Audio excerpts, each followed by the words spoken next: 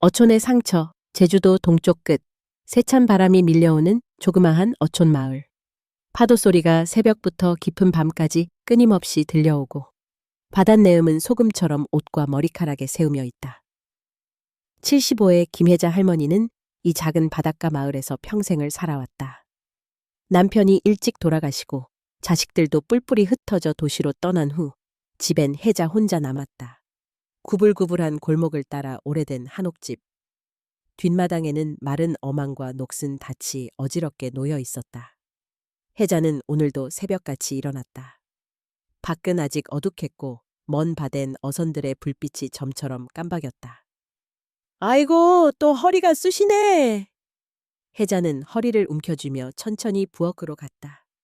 아침 끼니로 고구마를 찌다 꼬리뼈에 찌르는 듯한 통증을 느꼈다. 이젠 나이도 있고 꼭 자식 손이 필요한 나이가 되었구나. 부엌에서 물을 길어오려다 그만 미끄러운 돌계단에서 헛디뎌 넘어지고 말았다. 벼락처럼 아파 뼈가 으스러질 것 같았다. 으아! 누구 없어! 핀잔마냥 나오는 목소리. 하지만 아침 일찍 골목엔 아무도 없었다. 한참을 바닥에 누워 신음하다 겨우 힘을 내어 집 안으로 들어와 전화기를 찾았다. 도시에 사는 큰딸, 둘째 아들 번호를 눌렀다. 엄마, 또 왜? 지금 출근 준비 바쁜데? 엄마, 병원에 가야지. 나도 못 가. 요즘 회사 일이 너무 바빠. 아. 한숨만 깊어졌다. 전화를 끊었다. 한참 뒤 이웃 할머니 순옥이 배추를 들고 찾아왔다. 아이고, 혜자씨 안색이 왜 그래? 어디 다친 거 아니유? 응, 순옥아. 좀 미끄러졌어. 이놈의 뼈가 말썽이야. 자식들은? 멸지. 바빠서 오지도 못해. 이럴 때는 사람을 써야지. 지지난달 영숙이도 도움이 썼다던데. 어때? 전화 한번 해볼까? 순옥의 소개로 읍내 복지센터에 연락하게 됐다. 몇 번이나 이름 모를 업체가 명함을 놓고 간 걸 그땐 대수롭지 않게 여겼다. 하지만 오늘은 달랐다. 혜자는 순옥의 전화를 받아들고 복지센터 담당자인 정 과장과 이야기했다. 이번 주에 바로 파견 가능한 분이 한 분 계세요? 육지에서 오신 분인데 경력도 있고 조용한 성격입니다. 혜자는 마음 한켠 복잡했다. 제주 사람 특유의 경계심, 그리고 도시 사람에 대한 낯설음. 하지만 더 이상 혼자 버틸 자신도 없어 끝내 승낙했다. 이튿날 해변 마을로 낯선 여성이 찾아왔다. 남색 잠배 검은 모자를 깊게 눌러쓴 채 커다란 가방을 끌고 현관 앞에 서 있었다. 김혜자 할머니 맞으시죠? 차분한 목소리. 전형적인 서울 표준어, 제주 사투리. 특유의 부드러움이 없었다. 네. 그런데 어디서 오셨소? 복지센터에서 파견된 최선미라고 합니다. 며칠간 댁에서 계시는 동안 할머니 보살펴 드릴게요. 인상은 단정했지만 표정에 따뜻함은 없었다. 혜자는 낯선 서울 여자의 경계심을 감추지 못했다.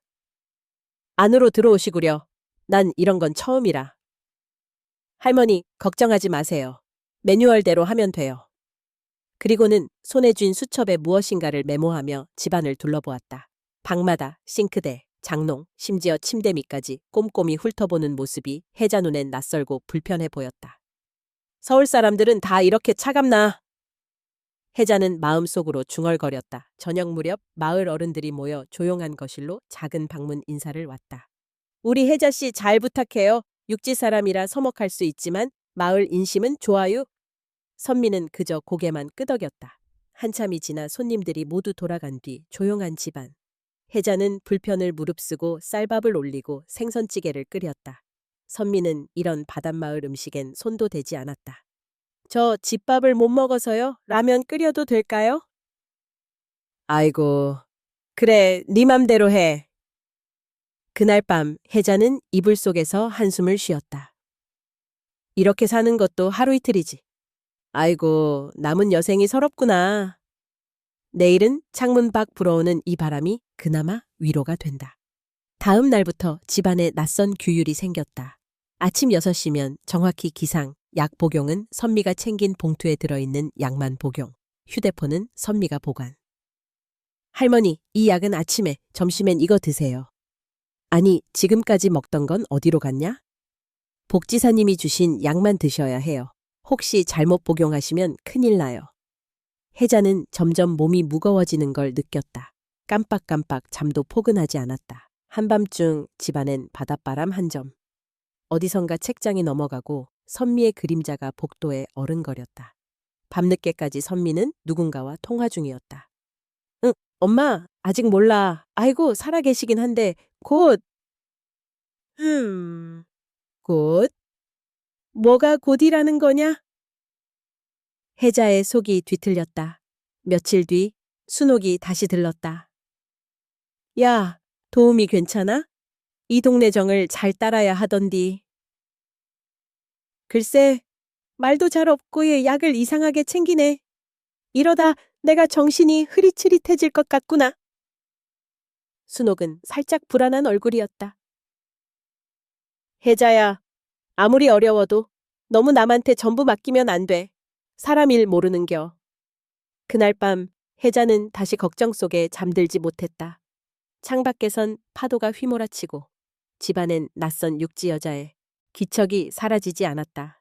며칠 뒤 서울에서 대학생 손자 강준이가 예고도 없이 찾아왔다. 할머니, 오랜만이에요. 요즘 건강 괜찮으세요? 늘 밝던 할머니는 어딘가 달라 보였다. 너무 약해지신 거 아니에요?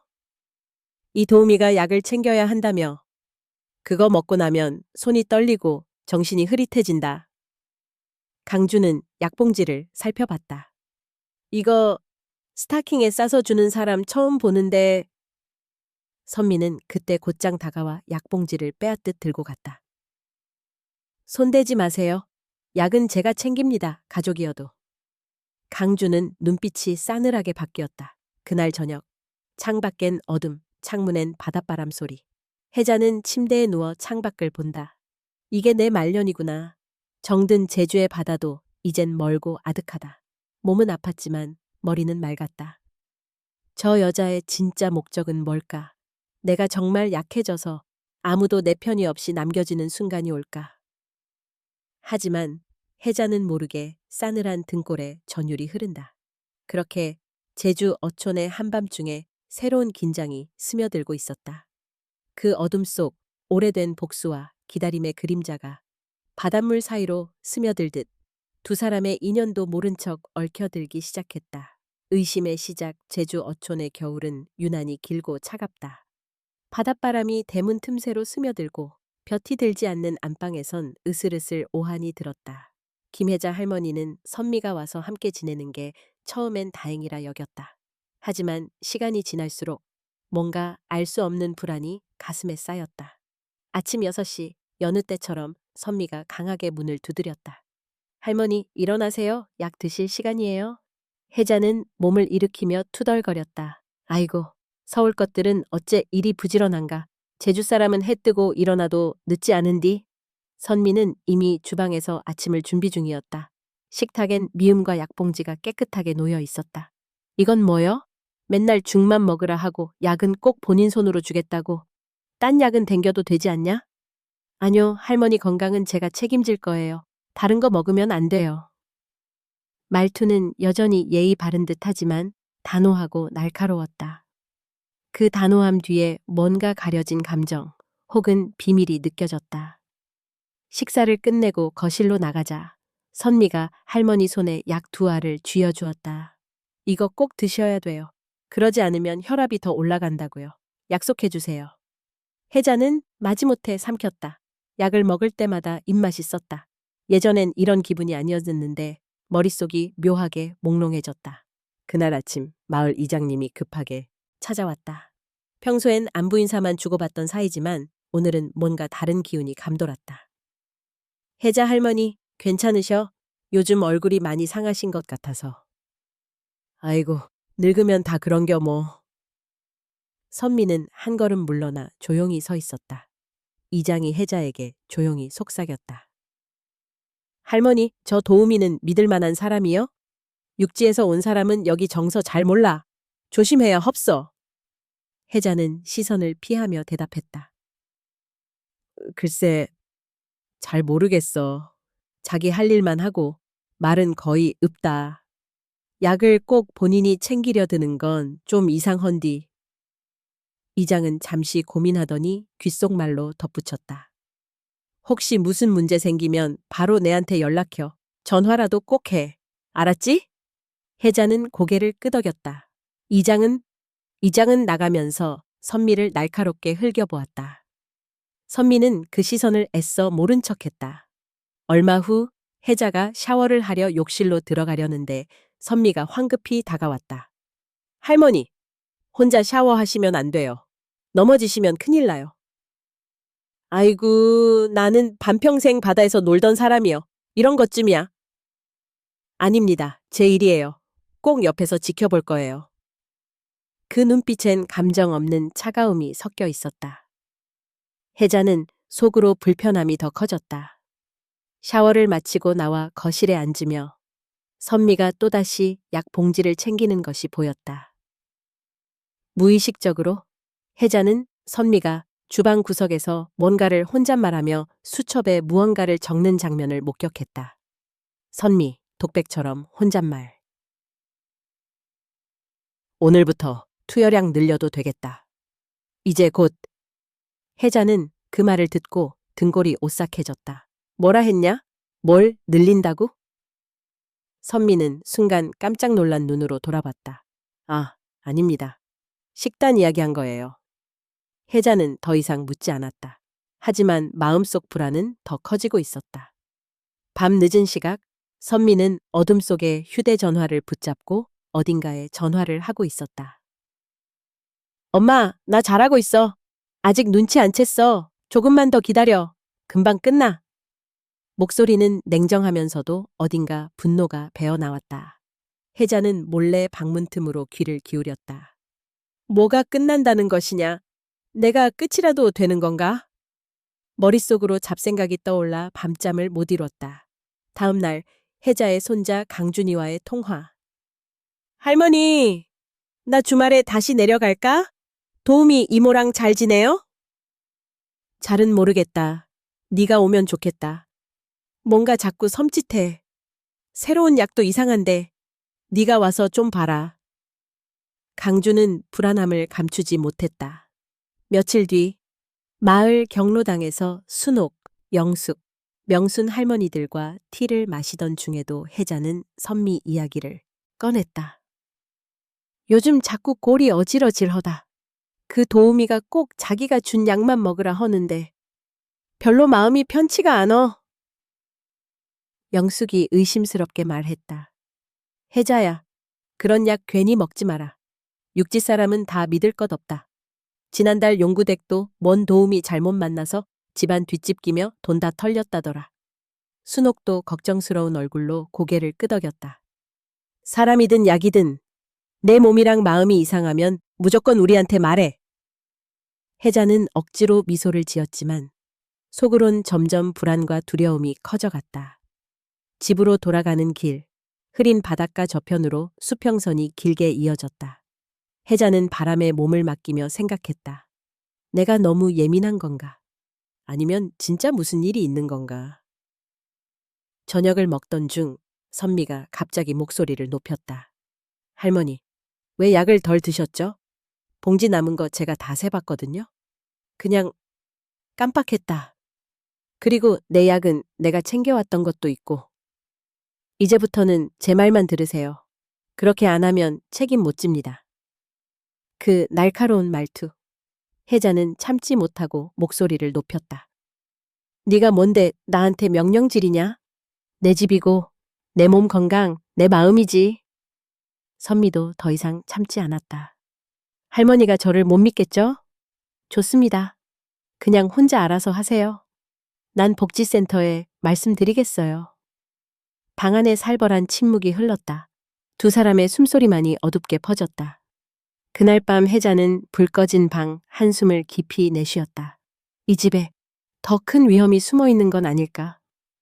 도대체 저 여자의 본심은 뭐지? 정신적 스트레스가 점점 몸을 약하게 만들었다. 그 와중에도 선미는 집안을 꼼꼼히 정리했다. 약 봉투를 하나하나 점검하고 냉장고부터 거실 서랍까지 자기 맘대로 손을 댔다. 밤 11시 불 꺼진 부엌에서 선미가 작은 유리병에 든 뭔가를 손에 쥔 채 중걸거렸다. 이제 곧 변할 거야. 다 기억 못하게 만들면 아무것도 못하게 될 거야. 그 순간 방문 틈 사이로 혜자의 그림자가 어슴풀에 비쳤다. 거기서 뭐 하냐? 선미는 깜짝 놀라 병을 옷소매에 숨겼다. 아무것도 아니에요. 그냥 할머니 다음 약 준비하는 거예요. 혜자는 의심스러운 눈으로 한참을 바라보다 자리에 누웠다. 이렇게 선미에 대한 불신과 두려움은 혜자 마음속에서 점점 커져갔다. 의심의 씨앗은 이미 깊숙이 자리 잡아 이제 조금의 바람에도 흔들릴 준비가 되어 있었다. 창밖에선 제주 바람이 밤새 창살을 두드렸다. 혜자는 깊은 생각에 잠들지 못했다. 그리고 곧 닥칠 폭풍을 짐작하지 못한 채 다음 날 아침을 맞이했다. 바닷바람 속의 불안 아침부터 세찬 바람이 창문 밖을 뒤흔들었다. 제주 겨울 바닷바람은 마치 눈에 보이지 않는 손이 집을 흔드는 것처럼 뼛속까지 시리고 쓸쓸했다. 혜자 할머니는 이불을 덮어쓰고도 온기가 오지 않아 부르르 떨었다. 침대 맡에는 사람이 내는 숨소리보다 더 날카롭게 거세게 문을 두드리는 바람소리가 들려왔다. 날씨가 차가워질수록 몸도 점점 무거워졌다. 선미야, 오늘은 바람이 아주 드세구나. 아침밥은 좀 따뜻한 걸로 부탁한다. 혜자는 나직이 부탁했지만 주방에 있는 선미의 목소리는 예전처럼 부드럽지도 않았고 한층 더 짧아져 있었다. 죽 끓이고 있어요. 약도 곧 드릴 테니 걱정 마세요. 문득 선미가 뭔가를 꺼내 주방 서랍을 뒤지는 소리가 들렸다. 혜자는 몸을 일으키려다 어지러웠다. 어젯밤 복용한 약의 후유증인지 정신은 몽롱하고 사지에 힘이 없었다. 이젠 내가 내 몸을 내 맘대로 하지도 못하는구나. 자책처럼 한숨이 섞인 혼잣말이 입 밖으로 흘러나왔다. 아침 식사를 마친 뒤 혜자는 커튼을 살짝 걷고 바깥을 내다봤다. 온 마을이 바람에 휘청이고 누런 갈대밭이 열댓 번씩 뒤집히고 있었다. 멀리 부둣개에는 고깃배가 세찬 파도에 맞서 출항 준비를 하고 있었다.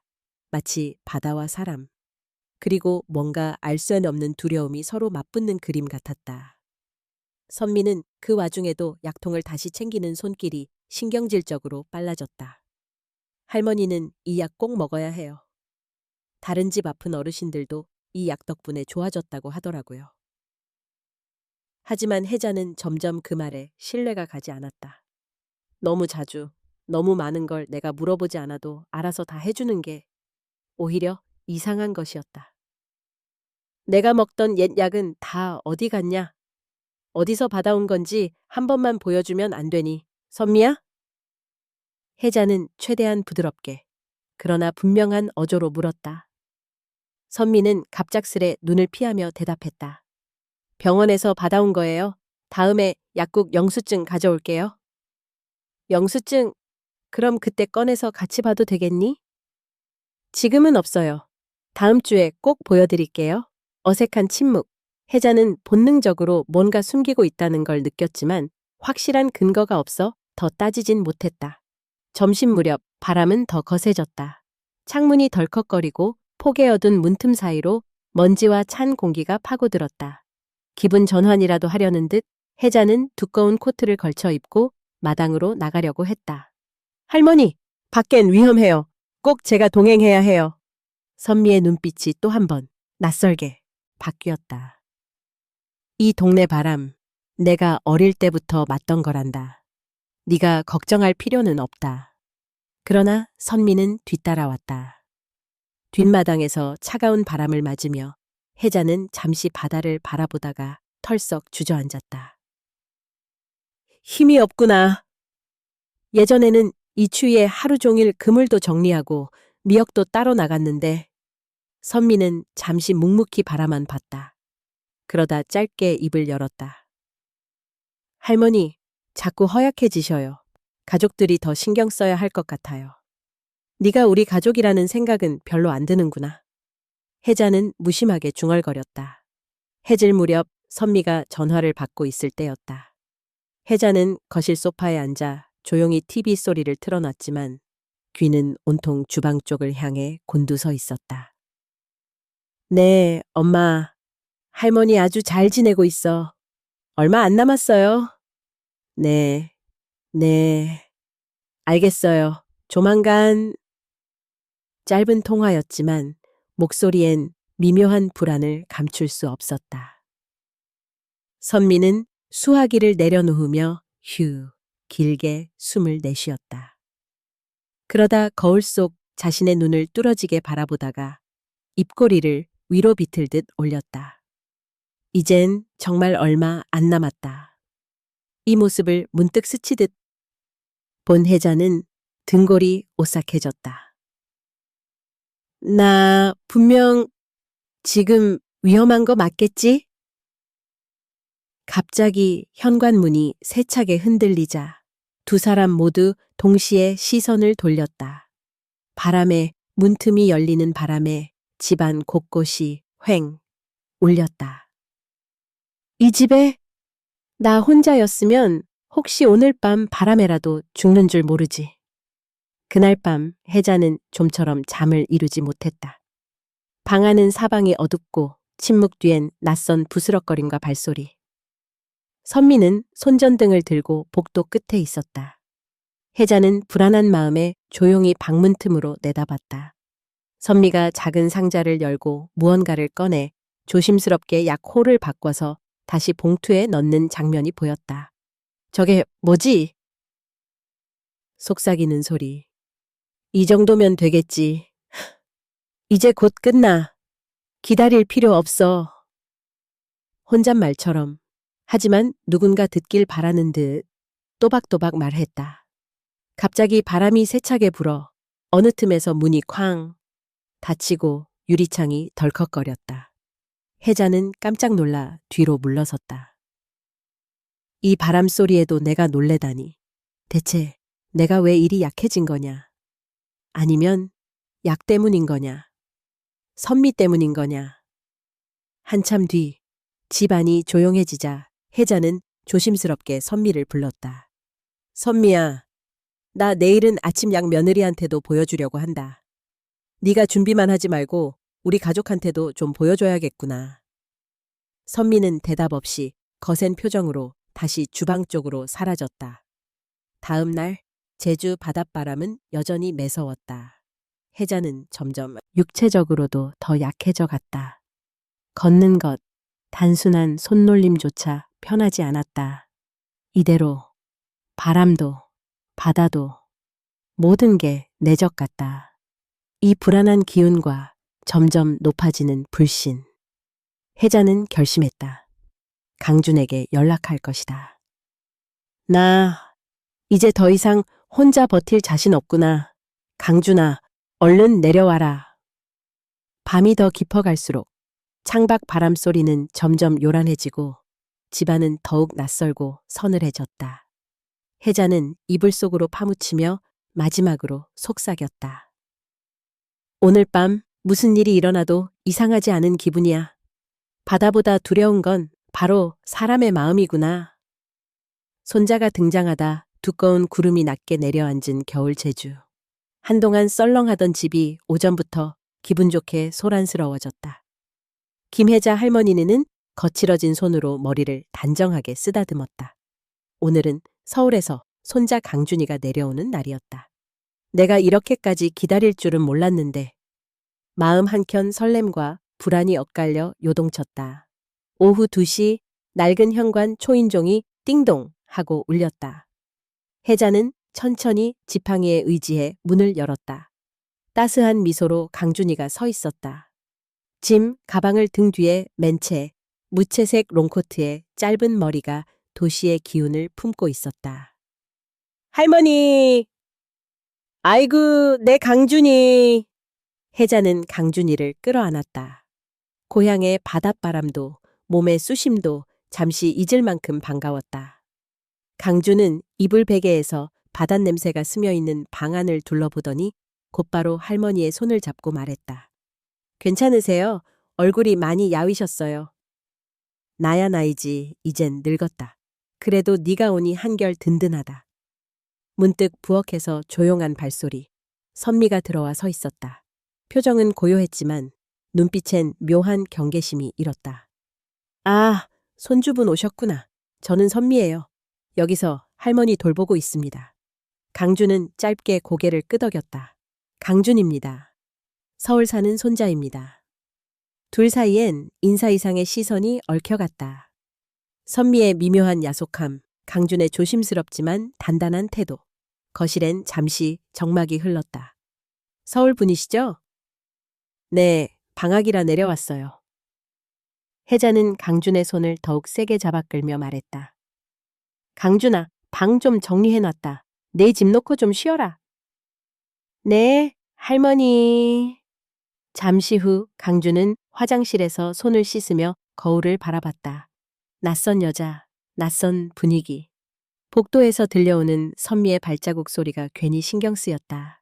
도착 후 첫 저녁, 선미가 차려준 밥상엔 미음, 나물, 국 한 그릇, 그리고 알 수 없는 약봉지가 놓여 있었다. 이 약은 오늘 저녁뿐이에요. 반드시 할머니 식사 끝나고 드셔야 해요. 선미는 할머니 앞에 약봉투를 내려놓았다. 강주는 습관적으로 약봉지를 손에 들어 살폈다. 낯선 글씨체, 이상할 만큼 깔끔한 포장. 강준이 조심스럽게 물었다. 이 약 이름이 서울에서 돌보던 약이랑 좀 다른 것 같은데요? 선미가 미소도 없이 말했다. 복지센터에서 새로 받은 건데 노인분들한테 효과가 좋다고 하더라고요. 병원 처방 다 맞춘 거예요. 혹시 병원 영수증이나 처방전 있으면 보여주실 수 있어요? 선미의 표정이 잠깐 굳었다. 보여드릴 필요까지는 없을 것 같네요. 관리 책임은 저한테 맡겨진 거라서요. 혜자는 머뭇거렸다. 강준아, 그냥 놔둬라. 사람이 꼼꼼해서 그런다. 하지만 강준은 약 봉투의 뒷면 라벨을 휴대폰 카메라로 조용히 찍어뒀다. 강준은 세면대 위에 화장품, 선반 위에 약통, 옷장 위에 약봉지를 차례로 살폈다. 약들이 전부 같은 라벨, 같은 글씨. 뚜껑은 쉽게 열리는 구조가 아니었다. 밤 11시, 거실에 남은 건 손자가 앉아 할머니와 속닥이는 소리, 그리고 부엌 어귀에서 숨어보는 선미의 시선이었다. 할머니, 선미 이모 항상 저렇게 조용해요? 처음엔 착하던디 요즘은 말도 잘 안 하고 뭣도 몰래 챙기고 그렇다. 혹시 약 먹고 나서 몸이 더 피곤하고 어지럽다거나 기억이 평소보다 흐릿해진 적 없어요? 혜자는 놀란 눈으로 강준을 바라봤다. 그런 거 남들한테 말하기도 쑥스럽지만 요 며칠 계속 그랬다. 강준은 다시 한번 손에 남은 약 라벨 사진을 들여다봤다. 이 약 꼭 정밀하게 알아봐야겠다. 다음 날 아침 강준은 복지센터 담당자에게 전화를 걸었다. 저희 할머니한테 처방된 약에 대해 여쭤봐도 될까요? 최근에 바뀐 게 있나요? 별도로 바꾼 건 없고 기존 처방이 그대로 유지되고 있을 텐데요. 강준의 이마에 땀이 맺혔다. 그럼 누가 병원에서 따로 약을 받아간 적도 없습니까? 돌보미 외에 약사는 가족의 위임 없이는 바꿀 수 없어요. 강준은 전화를 끊고 한참을 생각에 잠겼다. 점심이 다가오자 강준은 거실에서 책을 읽는 척 핸드폰을 숨겨 통화했다. 형, 서울 약국 좀 알아봐 줄래? 이거 수상한 게 있어. 무슨 일인데? 할머니가 먹던 약이 뭔가 달라. 통째로 바뀌었어. 약 사진은 오늘 보내줄게. 선미는 점점 예민해졌다. 강준 씨, 할머니 돌보는 일에 너무 신경 쓰시는 것 같네요. 오히려 혼란만 주실 수도 있어요. 강준은 차갑게 대답했다. 가족이니까 그런 거예요. 혹시 도와드릴 일 없으면 약 포장만 한 번만 같이 확인해 주세요. 그게 그렇게 어려운 일입니까? 선미는 한숨을 쉬며 방 주위를 치우는 척했다. 눈길엔 여러 의미가 스쳤다. 저녁 식탁에 다시 약봉지가 올랐다. 이때 강준은 아예 노골적으로 혜자가 삼키려는 약을 빼앗았다. 할머니, 잠깐만요. 이 약 오늘 말고 내일 복용하시면 안 돼요? 선미의 목소리가 날카롭게 올라갔다. 왜 이러세요?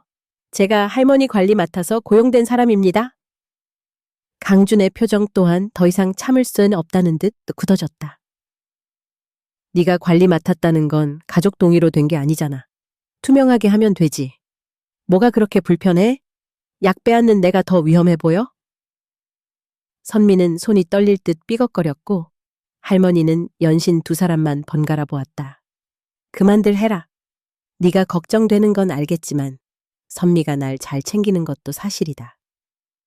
강주는 한참을 침묵하다 할머니 손을 부드럽게 잡았다.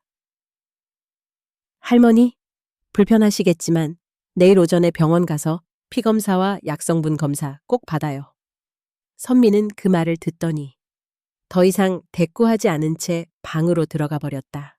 밤이 깊어갈수록 집안에 찬 기운이 가득 찼다. 강주는 방에서 노트북을 켜고 서울 형에게 약 사진을 송부했다. 이거 반드시 알아봐 주라. 조그만 거라도 이상하면 바로 알려줘. 할머니는 손자 침대 머리맡에 앉아 마치 어린 시절처럼 그의 손을 토닥였다. 네가 있으니 든든하다. 하지만 네가 돌아가면 또 무서울 것 같구나. 강주는 조용히 속삭였다. 할머니, 절 믿으세요. 절대 아무 일 없게 할 거예요. 밖에선 창문이 부서질 듯 흔들리고 거실 복도 저편에 선미의 낮은 신음 같은 목소리가 어두운 밤과 섞여 슬그머니 새어나왔다.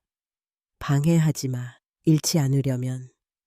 긴 밤, 서로의 불신과 가족의 애틋함. 그리고 악의 숨은 그림자가 거센 바람처럼 갈등 사이로 파고들었다. 드러나는 진실 차가운 바닷바람이 장독대 사이를 헤집으며 마당을 스쳐갔다. 아침부터 집안은 이상하게 삭막했다. 강주는 늦게까지 잠을 이루지 못하다 새벽까지 인터넷을 뒤졌다. 서울에서 약사인 친구에게 약 사진을 보내놓고 답장을 기다리는 동안 머릿속에 떠도는 의심과 불안에 시달렸다. 그날 오전 서울 친구에게서 메시지가 도착했다. 형, 이거 문제 있는 거 맞아. 왜? 무슨 약인데? 겉포장은 진짜 영양제인데 실제 내용물은 고함량 신경안정제야. 장기 복용 시 인지장애 오고 부작용 위험 진짜 큼. 강준의 손끝이 파르르 떨렸다. 이럴 수가. 할머니가 그동안 몸이 더 나빠진 게 이 약 때문일 수도 있잖아. 강준은 곧장 할머니를 찾아갔다. 혜자는 식탁에 앉아 흐릿한 눈으로 창밖을 바라보고 있었다. 할머니, 이 약 이상해요. 잠깐만 보여주세요. 그게 왜 그러냐, 강준아? 서울에서 그거 확인했어요. 겉은 영양제라 써 있는데 실제로는 아주 강한 신경안정제예요. 오래 먹으면 기억력, 생각, 몸 전체가 다 망가질 수도 있대요. 혜자의 손이 덜덜 떨렸다. 네가 정말이냐? 그럴 리가? 바로 그때 선미가 주방에서 밖으로 나왔다. 얼굴엔 평소와 다르게 당황과 분노가 뒤섞인 표정이 스쳤다. 강준 씨, 지금 뭐 하고 있어요? 남의 관리 업무에 끼어드는 건 명백한 월권이에요. 하지만 강준은 더욱 단호하게 외쳤다. 쓸데없는 관리 핑계 대지 마세요. 할머니를 일부러 아프게 만든 거죠? 도대체 왜? 선미의 목소리가 떨렸다. 그렇게 말하면 너무 억울하네요. 제가 뭘 빼앗았다고 그러시죠? 저는 시키는 일을 하는 것뿐이에요. 강주는 책상 위에 있던 약 봉지와 영수증, 그리고 사진 여러 장을 쾅 소리나게 바닥에 내던졌다. 이 함량, 이 실험실 결과 다 거짓이지? 대체 무슨 이유로 할머니를 노린 거야? 단순한 돈 때문이라면 이렇게 안 해도 돼. 내 양력, 나는 직접 조사할 거야. 혜자는 두 손으로 얼굴을 감추며 흐느꼈다. 선미야, 대체 너한테 우리가 뭘 그렇게 잘못했니? 우리 가족이 뭘 훔쳤다고 이러는 거냐? 그 순간 선미는 눈가를 한번 움찔하더니 길게 한숨을 내쉬었다. 할머니네 집 그만두려고 했어요. 근데 너무 억울해서 우리 부모님이 할머니 남편이랑 그 회사 때문에 망해서 죽었단 말이에요. 즉석에서 대치가 한층 격해졌다. 네, 부모님이. 그래요. 할머니 남편, 그 사람 때문이에요. 우리 가족 다 무너졌다고요. 선미의 목소리는 점점 높아지고 손가락마저 곧 부러질 듯 말았다. 강주는 이를 악물고 소리쳤다. 그래서 우리 할머니 인생까지 망치고 싶었어? 다리 못 쓰게 만든 것도 내 짓이야? 네가 밤마다 약 뒤었고 전화로 수상한 얘기하던 것도 다 알고 있었어. 선미는 벽에 기대어 겨우 말을 이었다. 내가 돌보는 환자만 네 할머니가 아니었어. 이 사회가 너희 가족만 남기고 우리처럼 무너뜨렸다. 혜자는 흐느끼며 선미에게 애원했다. 아가야, 무섭다. 하지만 우리 가족 그때 그 일 몰랐어. 나도 그동안 못 먹고 매일 힘들었던 사람이다. 순간 선미의 표정엔 증오와 슬픔이 번갈아 스쳤다. 이 세상에 공평함이란 없어요. 누군가 울 때 누군가는 웃죠. 난 이제 다 끝장낼 거예요. 당신들 하나도 안 남기고 다 갚아줄 거예요. 평소 조용하던 집안이 순식간에 큰 고성으로 뒤덮였다. 현관 쪽에 마을 할머니와 이장이 웅성거리다가 인기척을 듣고 도망쳤고 가족들 전화까지 여기저기서 울렸다. 강주는 결연하게 경찰에 전화를 걸었다. 여기 심각한 범죄 흔적이 있습니다. 어르신 약물 조작, 자산문서 위조 가능성도 있습니다. 선미는 대들듯이 소리쳤다. 신고해봐요. 그깟 경찰로 내 인생 바뀔 것 같아요? 오히려 이 마을, 이 섬 다 썩었다고. 당신네 가족은 나 같은 인생 한번 들어본 적 있냐고. 잠시 고함과 울음, 분노와 절망이 뒤엉킨 시간 끝에 혜자는 떨리는 목소리로 솔직히 말했다. 선미야, 내 맘이 이해는 가. 미워도 원망해도 좋다. 하지만 이런 식은 안 돼. 나도, 너도 더 이상 인간이 아니게 되는 거야. 선미는 그 자리에 주저앉아 흐느끼기 시작했다. 주먹을 쥔 채 차가운 바닥을 바라보다가 조용히 중얼거렸다. 하지만 이 사회가 당신들이 두고 간 빈자리가 이렇게 만든 거예요. 절대 잊지 않을 거예요. 강주는 숨을 헛헛하게 몰아쉬었다. 저 멀리서 파도가 거칠게 부서졌다. 서로를 원망하고 또 서로의 아픔을 알지만 결코 이해할 수 없는 간극만이 거실 가득 메웠다.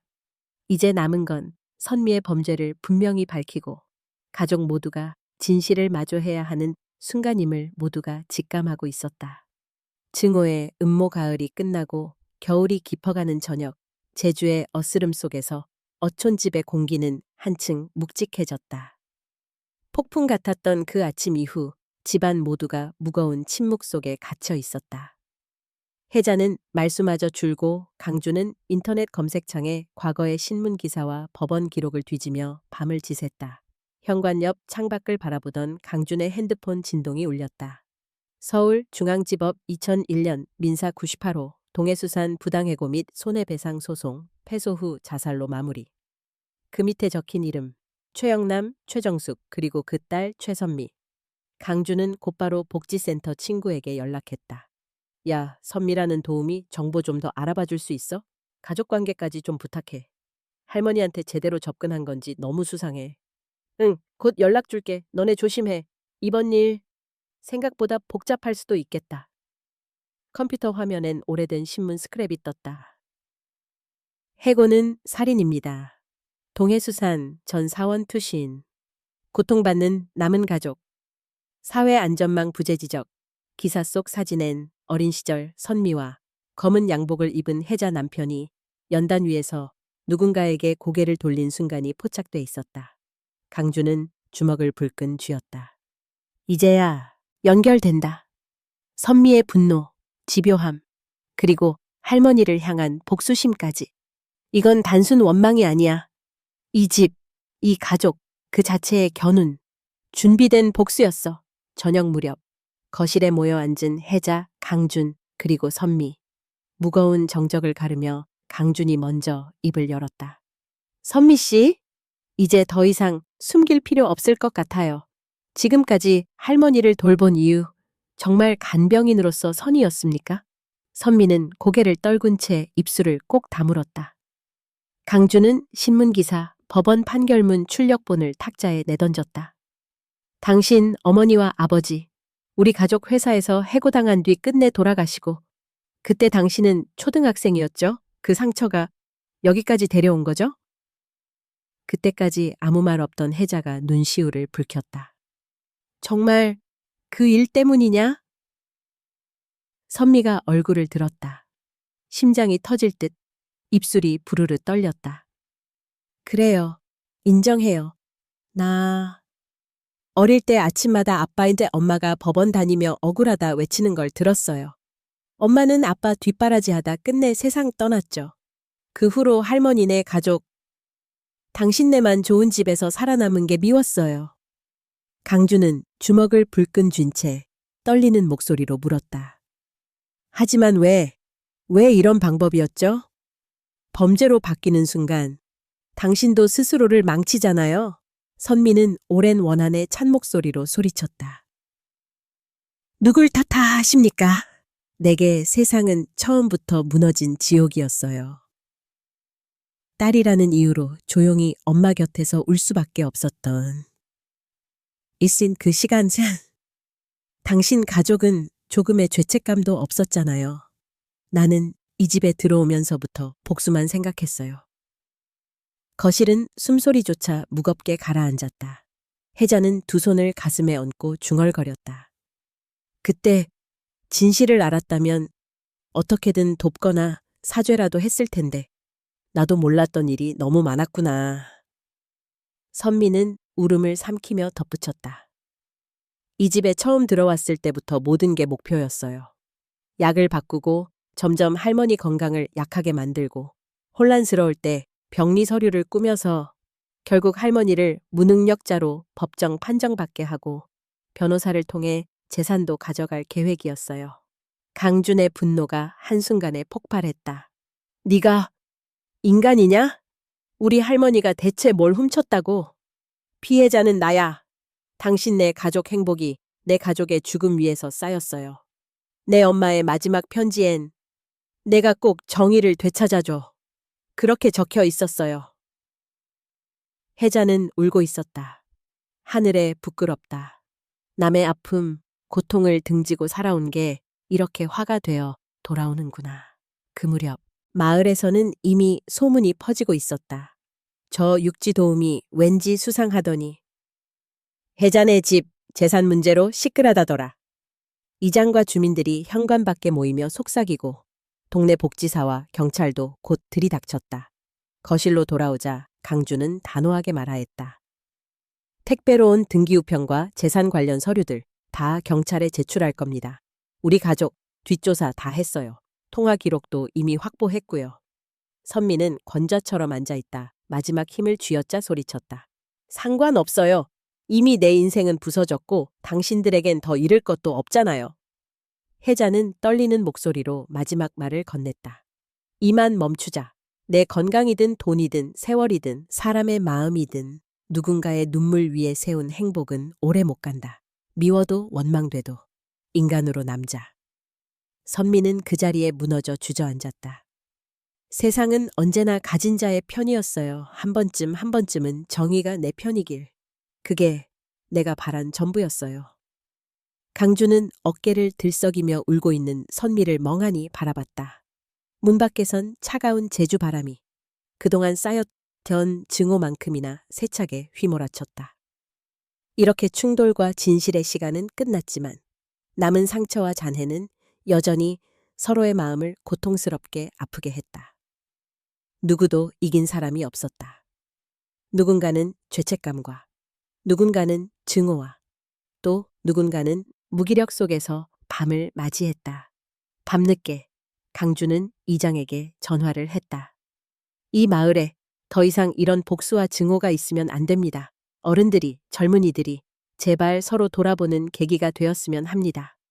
혜자는 창밖 바다로 눈을 돌렸다. 용서는 쉽게 오는 게 아니야.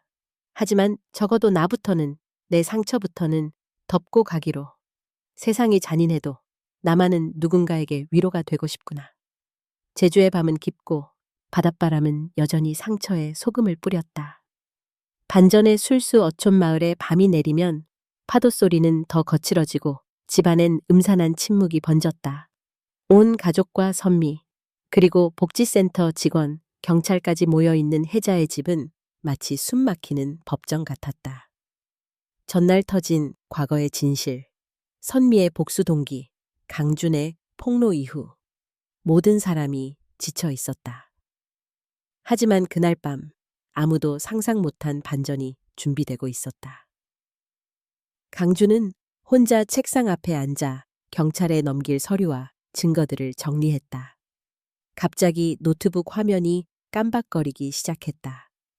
계정 해킹 시도, 비밀번호 오류, 불법 로그인 경고, 불길한 예감에 화들짝 놀라 그는 각종 파일을 급히 백업하고 휴대폰을 들었다. 동시에 복도에 선 선미가 조용히 전화를 걸고 있었다. 네, 드디어 끝났어요. 준비한 서류랑 진단서 모두 변호사 사무실로 넘깁니다. 네, 내일 저녁쯤엔 소유권 문제도 다 정리될 거예요. 그 순간 선미는 창가에서 누군가의 시선을 느끼고 흠칫 돌아보았다. 커튼 밖엔 작은 녹화용 카메라 렌즈가 빛나고 있었다. 설마 이 사람들이 내 움직임까지 감시하고 있었나? 이튿날 아침 집안 곳곳에 설치된 CCTV와 도청 장치는 강준과 그의 친구들이 이미 밤새 작업해둔 결과였다. 강준의 친구 규철은 전자공학 전공생이었다. 형, 이 SD카드엔 어젯밤 선미 씨가 서랍 뒤지던 장면부터 약 봉투 트는 것까지 다 담겨 있음. 망설이지 말고 경찰 바로 넘겨. 강준은 선미가 건드린 약봉지와 가짜 진단서, 그리고 컴퓨터에 남은 이메일까지 하나하나 복사했다. 그 시각, 선미는 집 뒷마당 구석에서 누군가를 다시 만났다. 확실하지? 내일만 넘기면 그 재산 우리가 나눠 갖는다 했잖아. 그 남자는 변호사에게 전달할 위임장과 은행 계좌 번호를 건넸다. 네가 일만 제대로 처리하면 절대 안 걸려. 할머니 정신감정만 맞춰놓으면 돼. 선미는 손이 떨리며 서류 봉투를 받아들었다. 이제 정말 끝이다.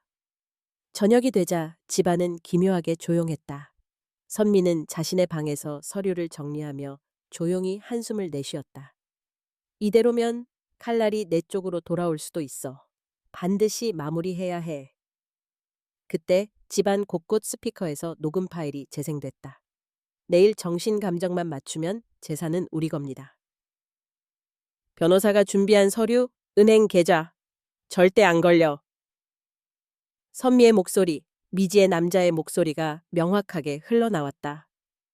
굴욕에 일그러진 선미가 소리쳤다. 이게 뭐야? 누가 내 방에 녹음기를 뒀어? 강준이 침착하게 걸어 들어왔다. 이 집은 더 이상 당신 뜻대로 움직이지 않아. 당신한테 속은 척 일주일 내내 증거 수집 다 했어. 선미는 분노로 몸을 떨며 이를 악물었다. 내 인생 제일 불행했던 순간부터 나한텐 이 복수만이 전부였어. 배신, 증오, 그리고 당신네 가족이 무너지길 바랐던 게 전부야. 강준은 흔들림 없이 응수했다. 원망할 수도 있지. 하지만 이 정도로 사람 목숨, 무너진 가족을 다시 불행에 빠뜨리면 그게 내 가족에게 위로가 되겠어? 갑자기 선미가 손에 들고 있던 서랍을 집어 던졌다. 유리잔이 산산이 깨지며 바닥에 산란했다. 그래, 내 말이 맞아. 더 이상 잃을 것도 없어. 누가 내 삶 책임지나 봐. 당신들은 애초에 잃어버린 게 뭐 있다고! 징그러운 침묵이 돌았다. 외부에선 마을 이장이 경찰과 함께 현관 앞까지 왔다. 강준이 리모컨을 눌러 집안 CCTV 화면을 경찰에게 실시간 전송했다. 여기서 더 이상 숨길 수는 없습니다. 이 모든 장면 경찰 증거로 이미 넘어갔어요. 변명할 여지는 없습니다. 선미는 벽에 기댄 채 떨리는 목소리로 말했다. 이렇게까지 해야 했어? 그때 당신네 가족 하나만 인정, 사과라도 했더라면 이렇게까지 미치진 않았을 거야. 혜자는 방 안에서 힘겹게 일어나 비틀거리며 말했다. 그게 인간의 마음이란다. 상처 준 줄도 모르고 받은 사람은 죽을 때까지 기억하지. 웬일인지 네가 밉기만 하진 않구나. 선미는 한참을 울다 갑자기 거울을 집어 바닥에 내리쳤다. 황홀함과 분노, 절망이 뒤섞인 표정으로 외쳤다. 나는 더 이상 불쌍한 희생자가 아니야. 내 가족, 마을까지 내 증오를 기억하게 만들 거야. 경찰이 들이닥치자 선미는 마지막 몸부림쳤다. 절대 그 재산 쉽게 안 넘길 거야. 법도 정의도 다 가진 자 편이잖아. 강준과 이장, 경찰, 복지센터 직원이 모두 일제히 소리쳤다. 이제 그만! 삽시간에 경찰 앞에 선미가 포박되며 온 집안은 산산조각 난 유리잔처럼 깨진 침묵에 갇혔다. 선미의 얼굴엔 눈물과 미소, 분노와 해방감이 뒤섞여 있었다. 지켜보던 혜자는 속삭였다. 증오도 복수도 결국 자기만 파멸시키는 칼이구나. 밤은 그렇게 깊어갔다. 한때 가족이었고 이웃이었으며 친구였던 이들은 저마다의 자리에서 충격과 상실, 그리고 새로운 진실을 마주했다. 밖에선 폭풍 치는 제주 바다가 산산이 부서진 유리잔처럼 검은 파도를 일으켰다.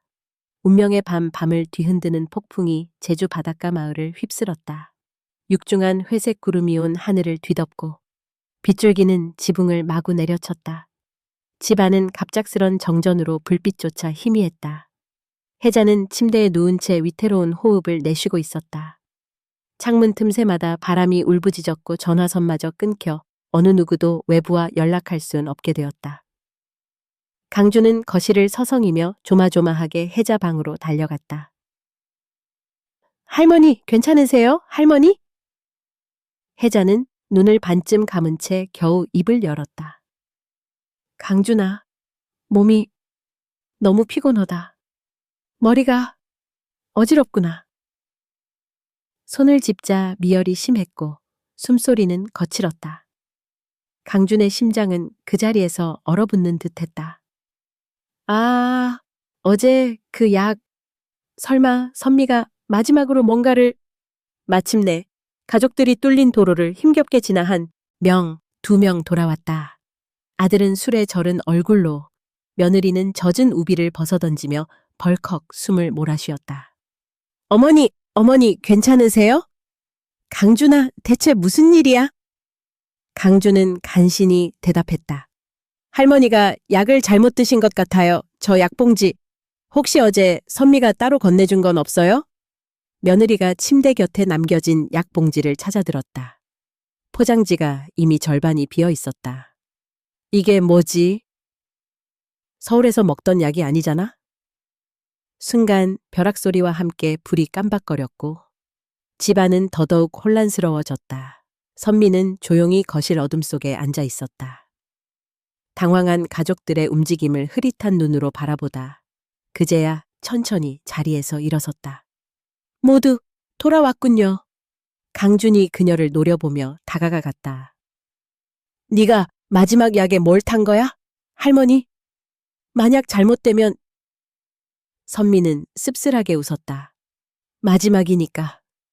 할머니께서 잠깐만이라도 고통을 잊으시길 바랐어요. 물론 누구도 믿지 않겠지요. 그녀의 눈빛에는 피로와 체념, 그리고 어딘가 광기 어린 결연함이 섞여 있었다. 엄마가 외쳤다. 경찰에 바로 신고해야 해. 이런 여자를 집에 두면 안 돼. 강주는 한 손으로 혜자를 부축하며 눈물 맺힌 목소리로 소리쳤다. 누구도 나가지 마세요. 바깥은 지금 바람이 미쳐 날뛰고 있어요. 고립된 상태예요. 우린 여기서 할머니부터 먼저 살려야 합니다. 폭풍우는 점점 심해졌다. 지붕 위 슬레이트가 덜컥거리며 금방이라도 날아갈 듯 했고 벽과 창문 사이로 빗물이 스며들며 방바닥엔 어슴푸레한 웅덩이가 생겼다. 집 안전화가 끊겼고 핸드폰 신호도 불안정했다. 혜자의 상태는 빠르게 악화됐다. 의식은 흐릿해지고 맥박이 점점 약해졌다. 강주는 가족들과 차례로 할머니에게 심폐소생술을 시도했다. 심장은 조마조마, 방안은 금방이라도 터질 듯한 긴장감에 휩싸였다. 그때 선미가 갑자기 히스테릭하게 포효했다. 내가 원하는 건 당신들 고통받는 모습이야. 다 같이 절망하고 다 같이 울부짖는 거. 그게 내가 사는 이유였어. 며느리가 울부짖었다. 제발, 제발 그만해요, 선미 씨. 우리 어머니가 죽어가고 있어요. 당신이 뭘 원하든 사람 목숨은 이렇게 아무렇지 않게 다뤄질 수 없어. 선미는 두 귀를 막고 바닥에 털썩 주저앉았다. 누구도 내 말을 들어주지 않았어. 세상에 도움을 청했을 때 모두 날 외면했다고. 그때 당신네 가족은. 그녀의 말이 흐느낌으로 변해갔다. 강주는 가까스로 침착함을 되찾고 선언했다. 지금부터 명도 방을 나가지 마세요. 응급 상황이라도 모두가 증인입니다. 만약 할머니께서 잘못된다면 이 집 모든 걸 경찰이 조사할 거예요. 아버지가 헛기침하며 엄하게 말했다. 지금 이 순간 자식으로서 해야 할 일만 생각하자. 강준아, 구급차 부를 방법 없냐? 강준은 창문 너머로 빗속을 뚫고 나가 휴대전화 신호를 찾으려 애썼다. 결국 집 바깥 처마 밑에서 가까스로 미약한 신호를 잡아 응급센터에 구조 요청을 보냈다. 여기 명진리 35 바닷가집. 할머니, 의식이, 약물 중독, 바람, 폭우, 고립. 밖에선 경찰차와 구급차의 불빛이 점점 가까이 다가오고 있었고 강주는 마음속으로 계속 기도했다. 조금만 더. 제발, 할머니, 살아만 주세요. 집안에 다시 불이 들어올 때쯤 선미는 거실 한가운데서 오열했다. 그만두자. 이제 당신들까지 더 이상 증오하고 싶지 않아. 내가 졌어요. 내가. 강주는 그 모습을 지켜보며 무너지듯 주저앉았다. 집안의 어둠을 뚫고 구급대원이 달려왔다. 혜자를 들것에 눕혀 산소호흡기를 씌웠다. 구급대원은 침착하게 외쳤다. 맥박 약함, 혈압 저하, 환자, 즉시 이송. 가족들은 한 걸음에 따라 나갔고 선미는 구겨진 얼굴로 거실 바닥에 끝내 남겨졌다. 소방차 사이렌이 울리고 바람은 마지막처럼 창문과 벽을 두드렸다. 그 소리 위로 선미의 오열과 가족들의 애원, 그리고 누구에게도 닿지 않는 절박한 기도가 섞였다. 병원 수송이 끝나고 남겨진 집엔 거의 폐허 같은 쓸쓸함이 남았다. 울음, 비명, 한탄, 그리고 점점 고요해지는 밤. 모두가 서로의 실체와 비참한 한계를 직면한 채 이 밤을 견뎌야 했다. 폭풍우는 지나갔고 어느새 제주 바다는 웅크린 거인처럼 조용히 숨을 죽이고 있었다. 진실과 해명 폭풍이 지나간 새벽, 제주 어촌마을의 집은 밤새 울린 사이렌 소리와 가족들의 울음, 그리고 선미의 절규로 가득 차 있었다. 혜자는 병원 응급실로 실려간 후 남겨진 가족과 선미, 그리고 경찰, 마을 사람들은 깊은 충격과 불신, 그리고 숱한 의문 속에서 서로를 바라보았다. 아침에 경찰이 본격적으로 수사에 착수했다. 집안 구석구석을 조사하며 증거물 수집과 가족, 선미 모두를 차례로 불렀다. 마을 사람들 역시 집 앞에 모여 수군거리기 시작했다. 저 도우미 뭔가 쎄하더니 결국 사고 쳤구만. 혜자네, 이렇게 될 줄 알았어. 가족이 얼마나 무심했으면 남한테 할머니 맡겼겠어? 집과 바깥 모두 얼어붙은 듯한 분위기였다. 경찰은 집 안 곳곳에서 약봉지, 병원 처방전, 바뀐 서류, CCTV SD카드, 녹음 파일 등 결정적인 증거들을 하나하나 확보했다. 강주는 진술서에 손을 떨며 서명했다. 선미 씨가 약을 몰래 바꾼 정황, 그리고 변호사와 꾸민 서류들 모두 이 안에 있습니다. 수사관은 무거운 표정으로 고개를 끄덕였다. 한편 선미는 경찰 앞에서 얼굴을 감싸며 침묵했다. 바닥을 바라보는 눈은 밤새 지새운 원망, 불안, 분노가 복합적으로 담겨 있었다. 수사관이 조심스럽게 질문했다. 최선미 씨, 왜 이런 일을 저질렀습니까? 구체적으로 설명해 주셔야 합니다. 선미는 한참을 머뭇거리다 입술을 깨물었다. 나는 어릴 때 부모님을 목격했어요. 그 사람들이 방에서 밤새 울던 소리, 아빠가 술에 취해 텅 빈 창밖만 바라보던 모습. 해고된 날, 우리 집에선 죽음밖에 남은 게 없었어요. 나는 그냥 당신들처럼 평범하게 누군가의 가족이 되고 싶었을 뿐이에요. 수사관은 그 고백을 조용히 기록했다. 그렇다고 다시 남을 파멸시켜도 되는 건 아닙니다. 오후가 깊어갈 무렵 혜자의 병실로 가족이 모두 모였다.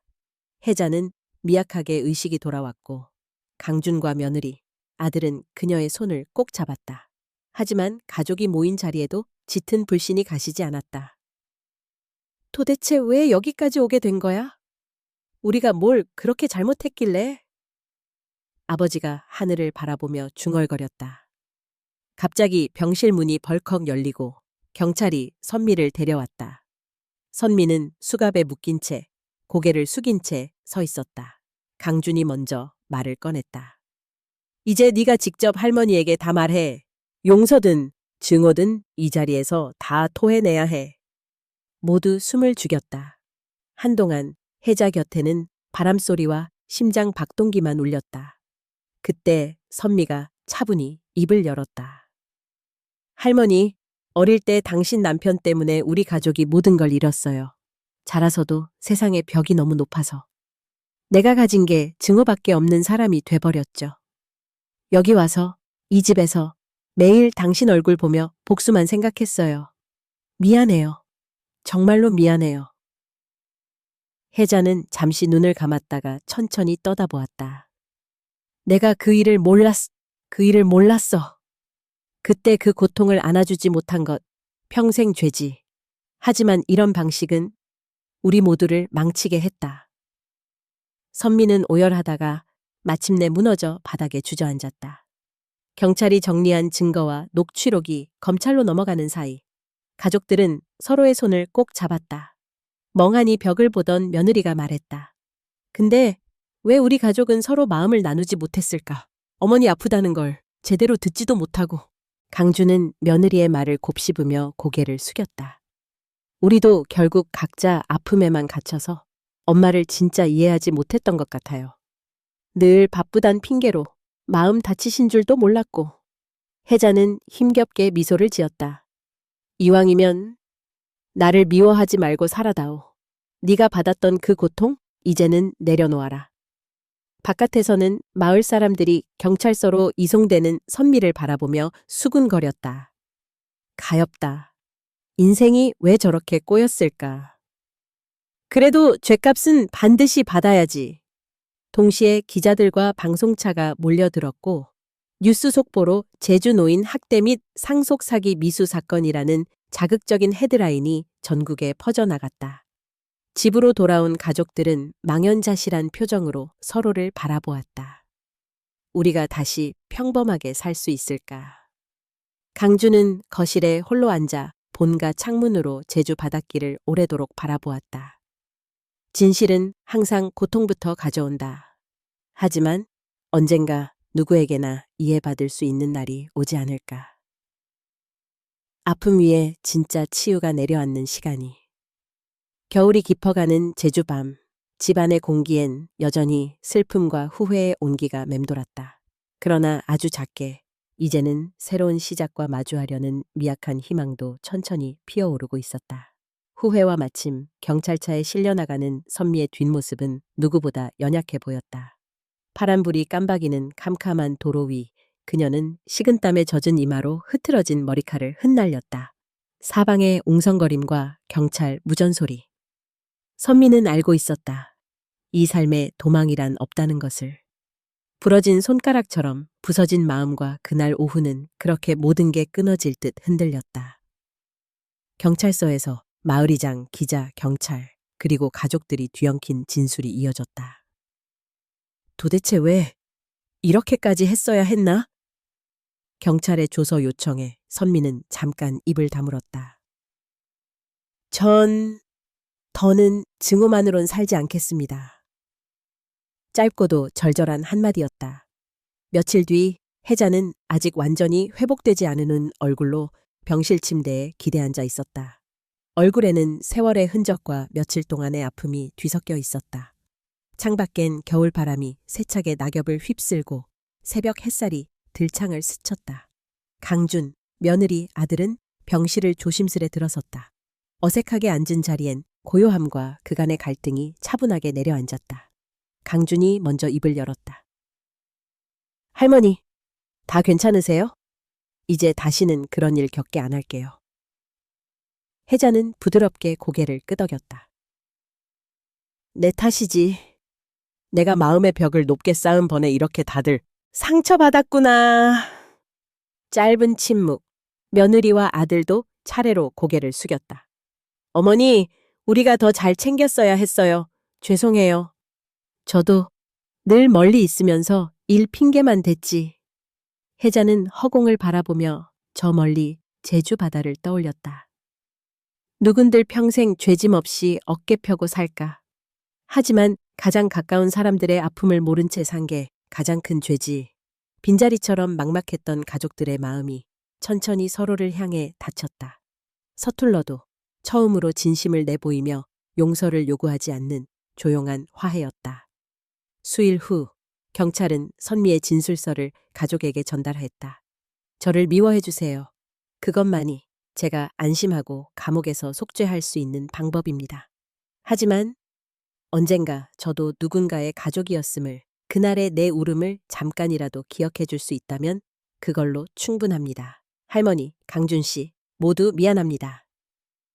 편지를 읽던 강준은 눈물을 참지 못하고 조용히 병실을 나섰다. 병원 복도 끝자락, 그는 하얗게 밝아오는 아침 햇살 아래 머뭇거리며 창밖을 오래 바라봤다. 원망도 미움도 정말 그만할 때가 된 것 같다. 며칠 뒤 혜자는 휠체어에 앉아 바다를 바라보았다. 파도는 여전히 거칠고 차가웠지만 언제든 달콤한 소금기를 내뿜었다. 강준이 조심스럽게 휠체어 뒤에 섰다. 할머니, 곧 집에 돌아가게 되실 거예요. 혜자는 페랭이꽃 묶음을 손에 쥐고 오랫동안 분노와 슬픔이 배어있던 바닷바람을 들이마셨다. 지난 덧없던 세월이 바람에 다 날아가는 것 같구나. 그래도 마음만은 더 단단해진 것 같다. 누가 뭐래도 이 손으로 끝까지 우리 가족 지킬란다. 그 무렵 마을 입구에는 며칠 전에 소란이 무색하게 해묵은 담장 위로 산수유가 피어났다. 약국 앞 노인들은 해자내도 다 끝났구만. 젊은이는 섬 나가고 남은 사람들끼리라도 더 잘 살아야지 하며 그저 오늘 하루를 살아냈다. 기자들도 경찰도 모두 섬을 떠나고 남은 건 시간과 상처, 그리고 조금 더 서로를 돌보는 눈길이었다. 저녁 무렵에야 가족은 집으로 돌아왔다. 강주는 거실 창밖 겨울 석양을 바라봤다. 혜자는 방 한구석에서 조용히 라디오를 틀었다.